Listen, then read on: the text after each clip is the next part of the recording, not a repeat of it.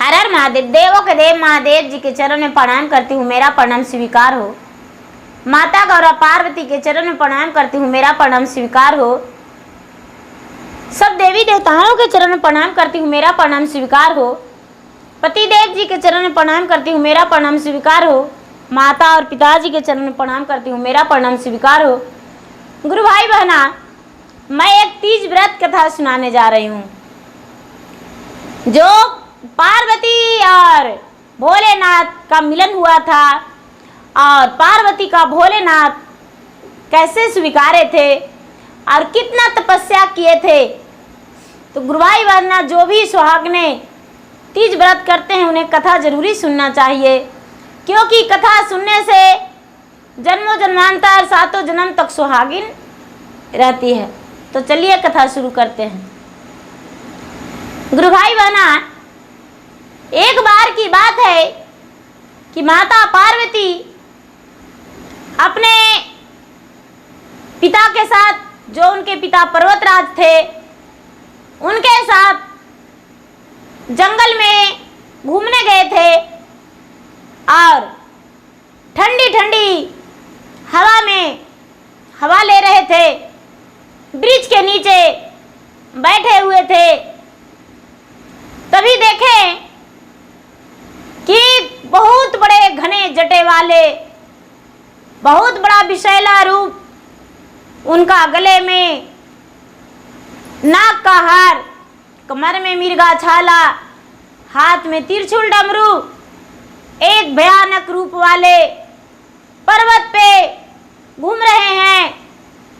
ना ही उन्हें धूप लग रहा है और ना ही तो गर्मी। पार्वती कहते हैं अपने पिता से, हे पिताजी, ए ऊंचे पर्वत पे कौन सा पुरुष है जो उन्हें नहीं धूप दिखता है, नहीं गर्मी, और हर मौसम में क्या वो पर्वत पे ही रहते हैं। ये जो उनके पिता थे कहते हैं कि पुत्री, तुम नहीं जानती हो, अभी तुम छोटी हो। हे पुत्री, वो तो महादेव हैं और महादेव जी पर्वत पे ही रहते हैं, भांग धतूरा खाते हैं, गांजा का नशा लेते हैं और मतवाला बन के पर्वत पे ही रहते हैं। इतना बात गौरी सुने तो मन ही मन सोचते हैं कि अरे, ये तो मेरे ही पति होने वाले हैं। महादेव तो कोई और नहीं, गौरी का पति महादेव हैं, यही बनेंगे। इनके लिए तो मैंने आस लगाई बैठी थी, इनके लिए मुझे तपस्या करना चाहिए। गुरु बहना, जो पार्वती थी अपने पिता के साथ, गौरी चली गई और जाकर आराम से अपने माता के साथ रात बिताई। सवेरा हुआ तो अपने सखी के बोली, हे सखी, हम पर्वत पर जाएंगे अपने महादेव के खोज में, तपस्या में, क्या तू मुझे साथ देगी और चलेगी? महादेव जी कहते हैं, सखी बोलती है कि हाँ हाँ, तुम्हें मिलाने में जरूर अवश्य मदद करेंगे, हम अवश्य चलेंगे। गौरी ने क्या किया कि एक सोने का थाल में अच्छा चंदन, धूप, दीप, पुष्प, सारा सामग्री, रोड़ी, सब कुछ ले ली और लेकर भांग धतूरा और लेकर उसी पर्वत पे चली गई जहाँ पे महादेव जी घूम रहे थे। उसी पर्वत पे एक बहुत बड़ा गुफा था जिसमें पूरा अंधियाला ही अंधियाला था।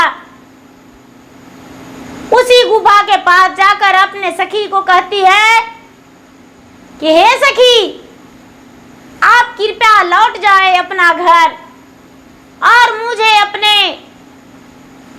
महादेव के पाने के लिए तपस्या करने दें। कृपा करके मुझसे मिलने नहीं आवे, क्योंकि मेरे मिलन में भंग हो जाएगा, मेरा तपस्या टूट जाएगा। और इस बात को मेरे माता से मत बताना, मेरे पिताजी से मत बताना, क्योंकि मैं तो तपस्या करने आया हूं। गुरु बहना, जो भी सखी थी उनका सारा सखियां घूर गई और पार्वती एक सुंदर सा मिट्टी का शिवलिंग बनाई, बालू का रेत का, और शिवलिंग बना के और उस पे अपने थाल से पुष्प चढ़ाने लगी और पुष्प से बोली कि हे पुष्प, मेरे थाल से तू कभी खत्म मत होना, मेरे थाल में भरे रहना। और मैं अपने हाथों से अपने महादेव के शिवलिंग पे पुष्प चढ़ाते रहेंगे, चंदन और रोड़ी लगाते रही और पुष्प चढ़ाते रही, बेल पात्र चढ़ाते रही, भांग धतूरा के भोग लगाने लगी और हाथ जोड़कर तपस्या में लग गई। जब भी सवेरा होता तो पुष्प चढ़ा देती और भांग धतूरा के भोग लगाती, बेलपत्र चढ़ाती, उसका थाल से कभी घटता नहीं।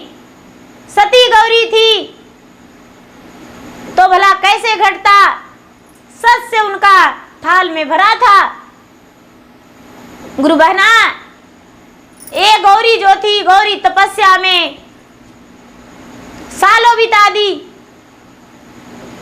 धीरे धीरे धीरे धीरे इनका तपस्या का 12 वर्ष पूरने वाला था। गौरी के माता पिता व्याकुल हो गए, चारों तरफ खोजते खोजते पूरा परेशान हो गए, लेकिन गौरी नहीं मिली। गौरी के जो माता पिता थे वो विष्णु भगवान के पास चिट्ठी लिखकर भेजे कि हे विष्णु जी, आप मेरे गौरी से विवाह कर लीजिए। मेरा गौरी जो है जग में सबसे सुंदरी है। इतना बात सुनकर पूरे खुश हो गए विष्णु जी और विवाह के लिए हाँ कह दिए। लेकिन गौरी का तो अता पता ही नहीं था। गुरु भाई बहना, अब गौरी के परीक्षा के लिए महादेव जी लग गए कि मेरे आस में तो गौरी लगी हुई है, लेकिन इनका परीक्षा भी लेना तो जरूरी है। महादेव जी जंगल के पशुओं को भेज दिए, जैसे चीता हो, शेर हो, तो उन लोगों का भेजकर गौरी के पास डराने के लिए भेजे। गौरी के पास गुफा में जाकर शेर चीता पूरा चिल्लाने लगा, गरजने लगा, लेकिन गौरी अपना आंख नहीं खोली और तपस्या में अपने महादेव के पाने के लिए लगी हुई थी। गुरु भाई बहना, जब गौरी अपना आंखें नहीं खोली तो महादेव जी क्या किए कि अपने गले का नाग उतार दिए और नाग को फेंक दिए कि जा गौरी के आगे पीछे लौटना। गौरी के पास अनेकों नाग हो गया और चारों तरफ गूंजने लगा नाग का आवाज। गौरी आंखें खोली तो देखती है कि पूरा चारों तरफ नाग ही नाग गूंज रहा है। गौरी सोचती है कि ये सब तो रचना महादेव का है और ऐसा भला मेरे साथ कौन कर सकता, ये तो रचना सब महादेव ही रचे होंगे। गुरु भाई बहना, ये जो गौरी थी, गौरी अपना रखी और हाथ जोड़कर और कहती है कि हे सती देव, हे गौ माता, मेरे लिए यहाँ दूध भिजवा दीजिए। मैं आपकी पुत्री सती आपसे विनती कर रही हूँ, मेरे लिए यहाँ दूध भिजवा दीजिए जिसमें इस नागों का आहार हो जाए, नाग दूध पी ले। बहुत बड़े टब में वहां पर दूध रखा गया और सारा नाग खुश हो गया, सारा नाग खुश हो गया, दूध पी लिया और दूध पीते ही सब नाग वापस चला गया। महादेव जी से जाकर कहता है नागलोक, नागदेव, हे महाराज, हे प्रभु, आप तो गले में एक नाग को रखते हैं, लेकिन मेरा गौरी माता ने अनेकों नाग को दूध पिलाई। आप तो पूरे दिन मुझे विष पिला के रखते हैं, आप तो भांग धतूरा का भोग लगाते हैं, लेकिन मेरा गौरी माता जो है सिर्फ आपके पाने में बिना अन्न जल ग्रहण किए हुए आपका ध्यान में लगी हुई है।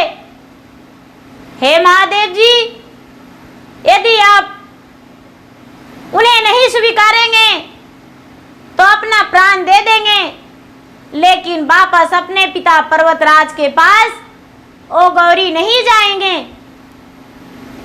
जब ऐसा बात महादेव सुने तो कहते हैं कि मैं उनका परीक्षा पहले लेंगे, उनके बाद ही मैं उनका पत्नी के रूप में देखेंगे। महादेव जी ने क्या किए, उनका तो बड़ा अनेकों रूप है, वो तो खुद ही मायावी है, माया के रूप बना लिए। एक बूढ़ा 80 बरस का बन गए, बड़े बड़े उनका जो जटा था दिखने में भाल बंदर की तरह कर लिए, और उनका दांत जो था पूरा बड़ा बड़ा हो गया, शरीर का मांस ढुल गया, और चले गए गौरी के पास। गौरी के पास जाकर और उन्हें डांट कर कहते हैं कि तू कौन हो, ये पर्वत तो मेरा है, आखिर तू इस पर्वत पे इस गुफा में क्या कर रही हो, इस गुफा में तो मेरा स्थान है, इस गुफा में तो मेरा स्थान है, आखिर तू क्या कर रही हो। गौरी ने आंख खोल के और देखती है तो ध्यान लगाई,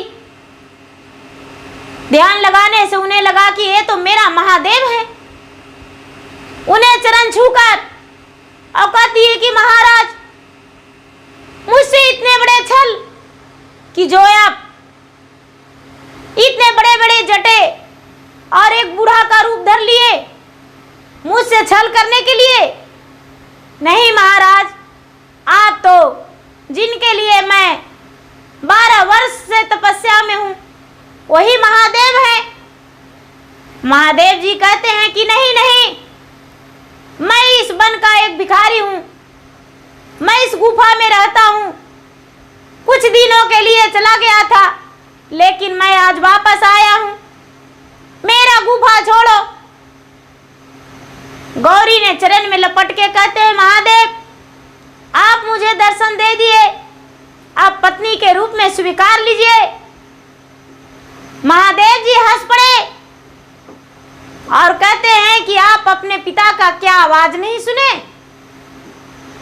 आपके पिता ने पत्र लिखकर विष्णु जी के पास भेजे हैं, आपका विवाह तो विष्णु जी से होने वाला है।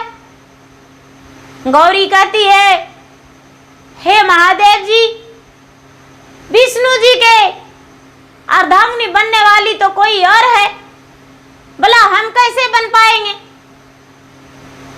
हम तो महादेव के गौरी हैं। गुरु भाई बहना, जब इतना बात सुनते ही महादेव उन्हें अपना लिए और कहते हैं कि तो ठीक है, अपना घर लौट जा, हम तुम्हारे द्वार पे बारात लेकर आ जाएंगे, बारात लेकर आ जाएंगे